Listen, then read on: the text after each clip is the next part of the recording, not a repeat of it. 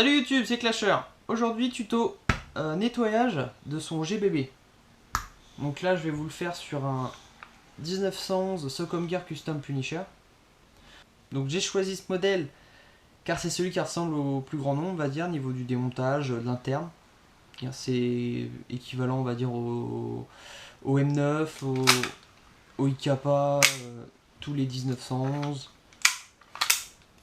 Donc pour commencer, on retire le chargeur, on la remet une fois en arrière, on pousse jusqu'à ce petit cerveau ici, on pousse la goupille, hop, voilà. Donc on enlève ça, ça sera nettoyé.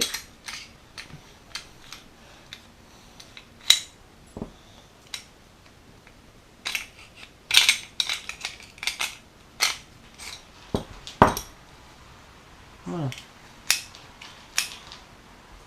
Donc, déjà pour vérifier la lubrification du nozzle, le petit test, c'est vous le ravancez vers l'avant et vous le lâchez. Il doit revenir rapidement tout seul. Si il reste à mi-course, c'est que le ressort est encrassé, donc il faudra démonter, donc sur ce modèle, la mire ici, donc la vis qu'il y a ici, pour pouvoir sortir tout le bloc et nettoyer. Donc ça c'est pas à faire après chaque partie, donc aller une fois dans le mois. Donc là là je vais vous montrer un entretien régulier à faire après chaque partie. Bon, maximum après 2 parties faudra le faire. Donc vous aurez besoin de sopalin. Donc moi j'utilise coton-tige et d'huile lubrifiante, bon généralement en silicone pour l'airsoft. Moi là j'utilise ça, car ça fonctionne très bien, surtout sur les gilets verts. Donc d'abord essuyer toute l'ancienne graisse, donc sale, qui est partout. Donc là on voit c'est pas propre.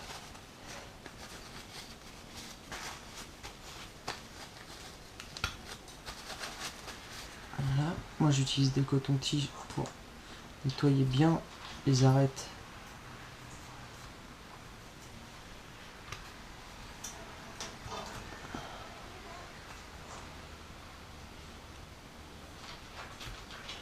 Voilà. Donc vraiment nettoyer son GBB après chaque partie, c'est primordial si vous voulez qu'il ait des perfs constantes et une usure minime. Car à force, ça va sécher, ça va frotter métal sur métal.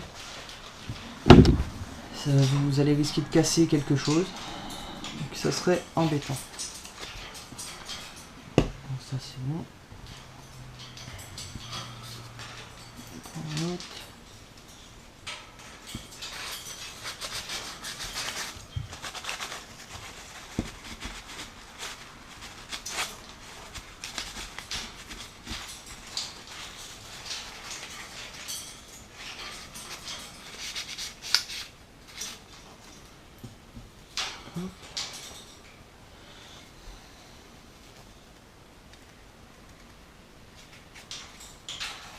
Bien nettoyer les arêtes parce que à force de frotter de la peinture ce défait reste dans les arêtes, donc il faut essayer de l'enlever car ça va. Voilà, c'est bien dégueulasse, pourtant je l'ai nettoyé il n'y a pas très longtemps.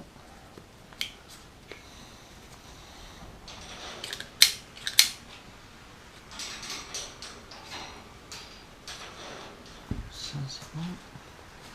On essuie bien toutes les pièces qui sont sales.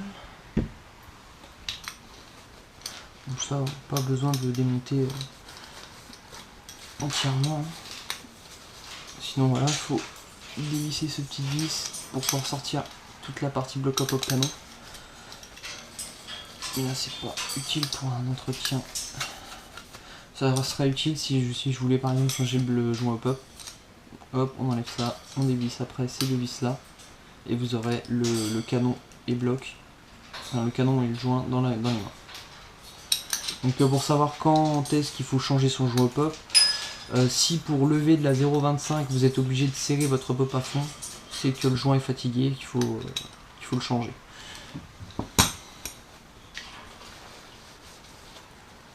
C'est pas très important.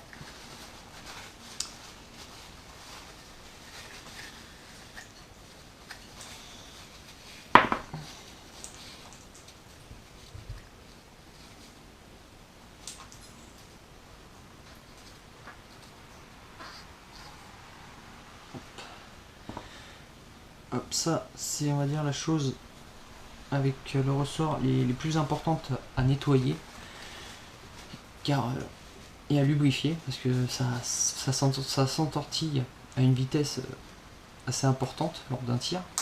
Donc quand ça c'est encrassé, bah, c'est ça qui fait que la réplique, enfin que la culasse part mal et revient mal.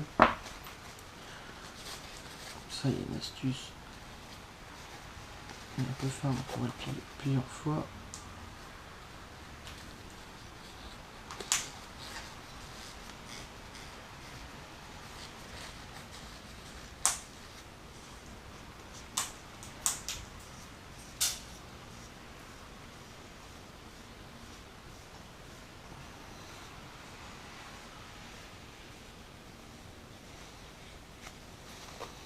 Voilà. Ouais, c'était pas propre. On peut le refaire.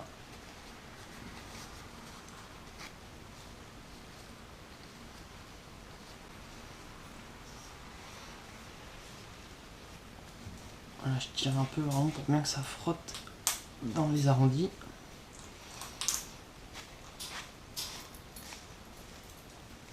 Voilà. Ça j'en fais pas. Pour le canon, une tige de débourrage. Donc le papier toilette, sopalin, ce que vous voulez. Bon, généralement le sopalin c'est un peu mieux parce que ça s'effrite moins.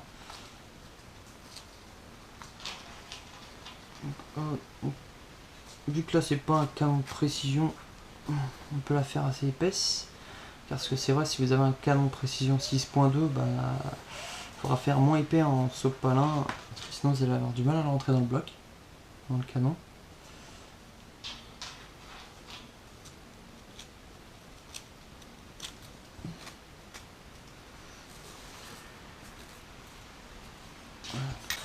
Donc à savoir, un joint et un canon de AEG, GVB, tout ce que vous voulez, doit rester le plus sec possible. Donc ne vous amusez pas à mettre du lubrifiant sur votre bloc au pop.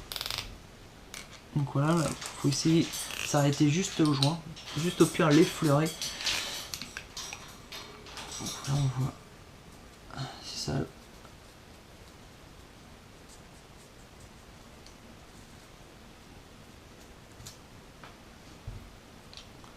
Donc faut répéter jusqu'à ce que ça ressorte blanc. Qu'il n'y ait plus rien du tout. Donc voilà, après toujours s'assurer qu'il n'y a rien, aucune impureté qui s'est placée dans le canon. Donc pour les chargeurs, donc des chargeurs gaz et CO2, pour ma part, je ne les stocke jamais vides, même pas une semaine. En fin de partie, donc je le vide et je préfère toujours remettre un petit pchit, voilà, juste comme ça, pour qu'il y ait une pression sur les valves, pour éviter qu'elles s'assèchent et que quand vous le remplissiez, qu'ils se mettent à fuir. Donc s'il fuit de la valve du haut, des fois c'est juste un serrage, où il faudra une clé spéciale, démonter, regresser et la resserrer. Quand c'est la valve du bas, donc généralement c'est pas très grave, il faut lui mettre un petit tour de téflon. Donc téflon, vous en trouvez dans tous les magasins, rayon bricolage, ça coûte 70 centimes je crois le rouleau. Donc il faudra, selon les modèles, donc là sur celui-là par exemple, il faudra enlever les deux goupilles, sortir le tout, dévisser la valve gentiment, c'est très fragile.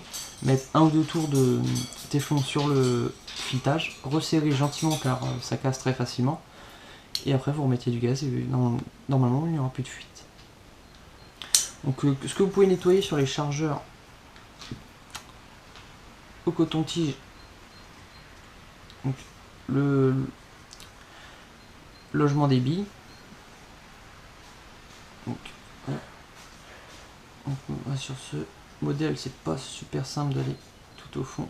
Sur d'autres modèles, ça ira tout seul. Parce que ça évite comme ça que... Parce que dans vos porte-chargeurs, il y a toujours de la saleté qui s'y met. Et après, vu que vous mettez vos billes vont dans votre canon, ça vous met des impuretés dans votre canon. Donc une fois que ça c'est fait, que tout est propre et sec, on passe au glaissage remontage. Donc hop, ça on peut remettre, ça aussi. Donc voilà, ça sur un Audi 911 il serait tout plat, mais c'est la même chose. Voilà. Bon, moi j'utilise cette huile. Donc il faut mettre du lubrifiant sur toutes les zones à friction qui vont être en contact, qui vont se frotter. Donc là dans les arêtes, légèrement ici. Donc là. Il faut en mettre là, mais bon, vu que j'ai bien lubrifié ça, ça va couler dessus. Toutes ces parties là, toutes les arêtes, côté plat, une goutte ici, vous voyez même là, il y a des frottements, donc au pire vous en mettez un peu sur le doigt. Donc celui-là je l'aime bien parce qu'il est vachement liquide, donc on met une goutte et en orientant, ça va couler. Donc toujours le faire en pensant, enfin pour éviter que l'huile n'aille pas dans le canon. Sinon votre joint, hop, pour être sûr, on peut y mettre une petite goutte au nozzle.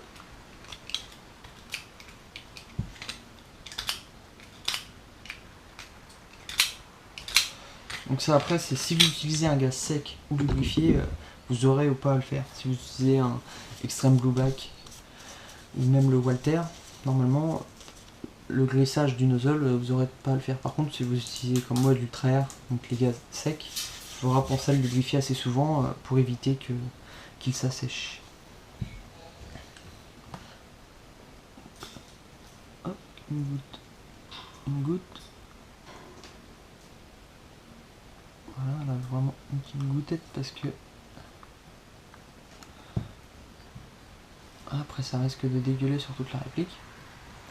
Ce serait pas super.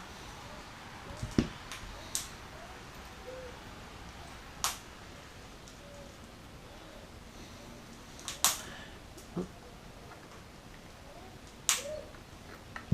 Ah, le springy, on peut y aller.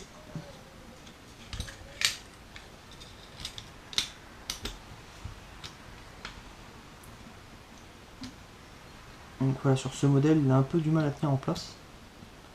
Donc il y a d'autres 1911, il tiendra très bien. Hop.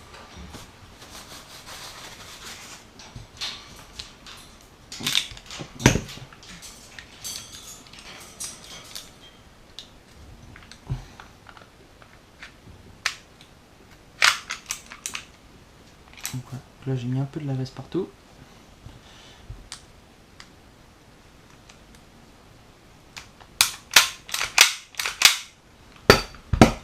Là, un chiffon.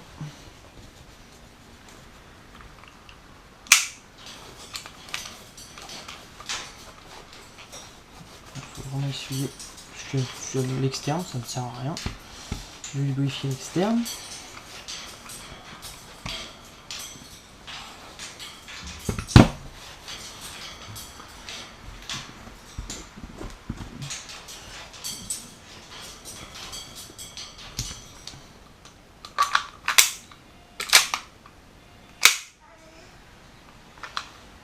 Donc, il faut vraiment que vous sentiez que quand vous tirez et que vous mâchez votre culasse, que ça glisse parfaitement, qu'il n'y ait pas... Donc j'ai eu une fois, j'ai fait tomber, enfin j'ai eu du sable qui s'y était mis, et quand je faisais ça, j'entendais les grains de sable craqueler. Donc là, c'est vraiment pas bon. Donc là, vraiment, je ne force pas du tout. Donc voilà, là, ça risque de dégueuler un petit peu d'ici et des côtés, hein, pendant quelques temps. Donc voilà, j'espère que ce petit tuto vous aura appris quelque chose. Donc vraiment, il est à faire, comme je vous ai dit, toutes les deux parties. Ou alors si vous avez stocké votre réplique pendant un moment, faut vraiment le faire. Si vous voulez pas qu'elle vous claque dans les pattes en plein jeu, ce serait dommage. Surtout pour les périodes hivernales, car un GBB mal entretenu dégazera 10 fois plus qu'un GBB bien entretenu. Donc oui, au bout d'un moment, un gaz blueback avec culasse métal dégazera non plus. En dessous de 0, il y a très peu de GBB à gaz blueback culasse métal qui fonctionnent.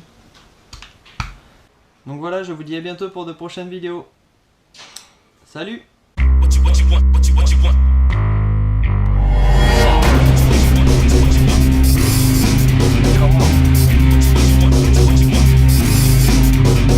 Come on.